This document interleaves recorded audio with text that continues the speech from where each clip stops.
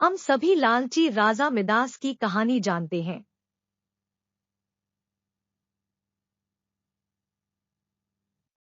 उसके पास सोने की कमी नहीं थी, लेकिन सोना जितना बढ़ता वह और अधिक सोना चाहता।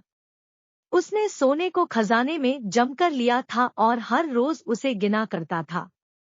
एक दिन जब वह सोना गिन रहा था तो एक अजनबी कहीं से आया और बोला, तुम मुझसे ऐसा कोई वरदान मांग सकते हो जो तुम्हें दुनिया में सबसे ज्यादा खुशी दे।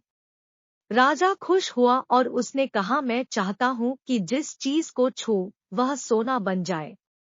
अजनबी ने राजा से पूछा, क्या तुम सचमुच यही चाहते हो? राजा ने कहा, हाँ। तो अजनबी बोला, कल सूरज की पहली किरण के साथ ही तुम्हें किसी चीज को छूकर सोना बना देने की ताकत मिल जाएगी। राजा ने सोचा कि वह सपना देख होगा, यह सच नहीं हो सकता। अगले दिन जब राजा नींद से उठा तो उसने अपना पलंग छुआ और वह सोना बन गया। वह वरदान सच था। राजा ने जिस चीज को छुआ वह सोना बन गई।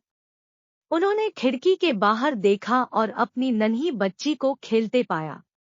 उसने अपनी बिटिया को यह अजूबा दिखाना चाहा और सोचा कि वह खुश होगी। लेकिन बगीचे में जाने से पहले उसने एक किताब पढ़ने की सोची। उसने जैसे ही उसे छुआ वह सोने की बन गई। वह किताब को पढ़ न सका। फिर वह नाश्ता करने बैठा। जैसे ही उसने फलों और पानी के गिलास को छुआ वे भी सोने के बन गए।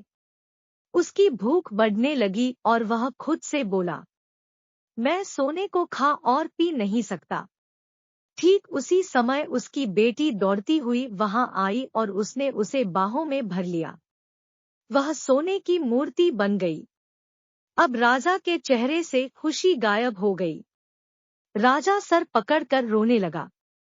वह वरदान देने वाली अजनबी फिर आया और उसने राजा से पूछा कि क्या वह हर चीज को सोना बना देने की अपनी ताकत से खुश है।